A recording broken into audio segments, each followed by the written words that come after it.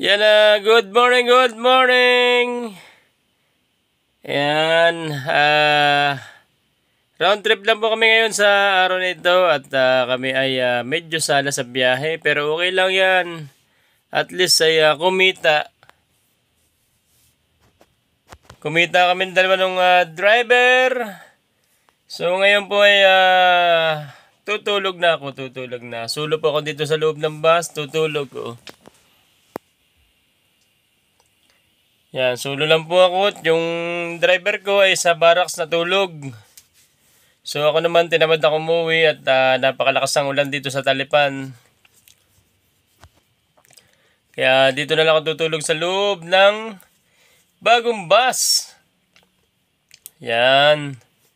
Yan, sinong gustong maka-experience na makatulog dito sa loob ng bus? Yan, ito talaga ang aming buhay. Ito ay padalawang bahay na namin, itong loob ng bus, itong ginagamit naming mga bus ng DLTV ko, padalawang bahay na po namin ito. Ito ay aming laging nililinis, sinasanitize, para hindi kami tamaan ng virus kasi hindi maiwasang magsakay ng mga pasahirong inuubo. Sinisipon, masama ang pakiramdam. So hindi natin mapipilian, walang pilihan ng pasahero basta't pumara, basta't gustong makasakay.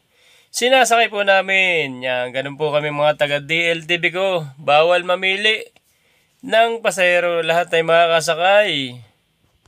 Kahit pa yan ay walang pamasahe, isasakay po namin yan. Gagawa na lang ng paraan para uwi, syempre. Alam ko kayo natutulog na. Alas 12 gis na. So, ibig sabihin, pag lumampas ang alas 12, ay umaga na. So, yan. Kaya, good morning, good morning. Good morning natin sa Sir Edmondo Rosario ng New Jersey, USA. At kay Ma'am Tess. Yan, kamusta po kayo dyan sa New Jersey? Kamusta rin natin yung mga taga Saudi, si Sani. At saka si Romeo Sarreno. At saka si Antonio Danieles.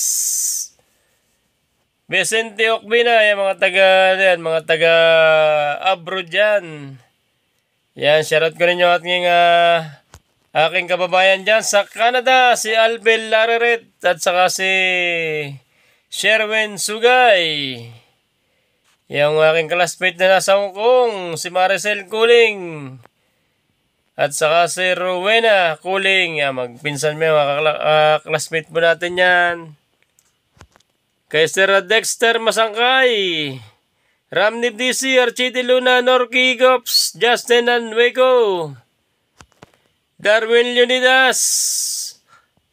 Archie Luna, JP Vargas Mangale, Jober Rosales, Nermal Monasterial, kaya Drew Alexander Manosga, magandang umaga sa mga taga-Lemery, kay Aris Jomarang, Julian Garcia, Juan Miguel Cadiz, yan, shout out, Ariel Palma, kay Paulo Martin, yan, shout out kay Sir Francisco Dan. Yan, shoutout din natin si Sir Glenn Guboy na nasa Saudi rin at sa kanyang asawa na si Ma'am Maricel. Magandang umaga po sa inyo at kay Tatay Tony at kay Nanay Norris at sa buong Sanchez family. Yan, good morning, good morning. Kayo ay tulog na, ako ay bago pa lang maglalatag. Nakalatag na po ako. 3 kumot. 1, 2, 3. Isang unan na malambot. Yan, lagi ko po yan dala. Pansapin po sa likod para hindi malamig kasi nagmo-moisture pa po ang aming bintana. Ibig sabihin ay malamig pa. Malamig pa po ito. At pinalamig ko muna ng 20 minutos para sulit na sulit yung aking tulog. Yan, maraming salamat Panginoong Hesus at sa ating amang lumikha na binibigyan mo kami ng pasahero ngayong araw na ito at sana po ay tumigil na yung baha sa Samar para naman makapag-trabaho na yung mga taga doon at hindi na rin mag-aberya yung biyahe doon kasi ng mga nakaraang araw ay na-stranded nating mga kasamang Drycon dyan, yung mga biyaheng Bisaya at saka yung mga trucking na papunta sa Bisaya, yung mga patawid ng Leyte. So naipid dyan sa may Samar, gawa ng malalaking baha. At panalangin din natin yung mga kababayan natin na taga dyan sa Samar at saka yung taga Sarangani sa Mindanao, Saglan. Yung mga nasalanta ng lindol, sana po ay maraming tumulong sa kanila at mag-abot ng tubig, pagkain, damit. Yan po yung mga nasalanta ng lindol naman, lindol. So dalawa pong nasalanta ng kalamidad itong Samar at saka yung sa Sarangani. Yan, sa mga kababayan ko, sana po ay tulungan natin ating mga kababayan. Yan. Yung mga dadaan sa Samar at saka sa Sarangani, sana po ay makapag-abot man lang kayo ng kaunting tulong sa kanila para maibsan yung kanilang pangamba at problema. Siyempre, pagka lindol, siyempre, sira ang bahay mo. Pagka naman baha, ganun din. Ano din man ang bahay mo. So, sana po ay tatagan pa ninyo at doble ng panalangin sa ating Panginoon para tayo ay laging safe at bigyan ng biyaya. Shoutout ko rin si Itmarbs TV saka si Idud at idol ko Philippine Bases, si Mimay Vlog.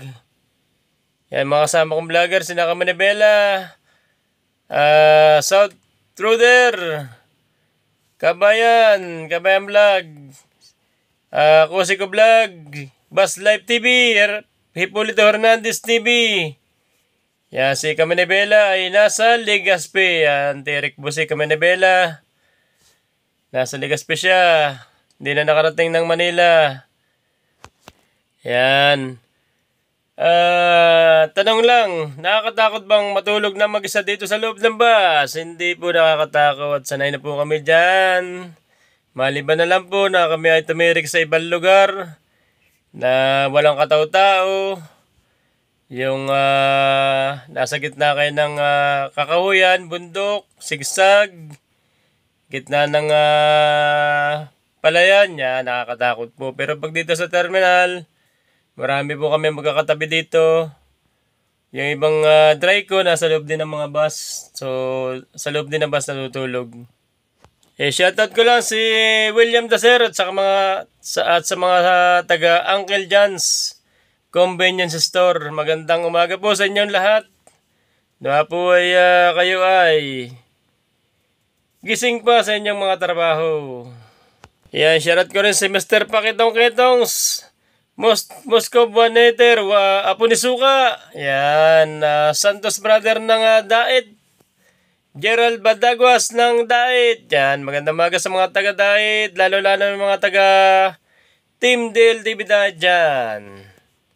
Sa pangunguno nating Terminal Manager, si Sir Sergio Cagete. Good morning po. So yan, tinatamanan po ng antok. Yan, higa na po ako, higa na. Ang gising ko po ay alas 5 kasi po kami ay pang alas 6:20.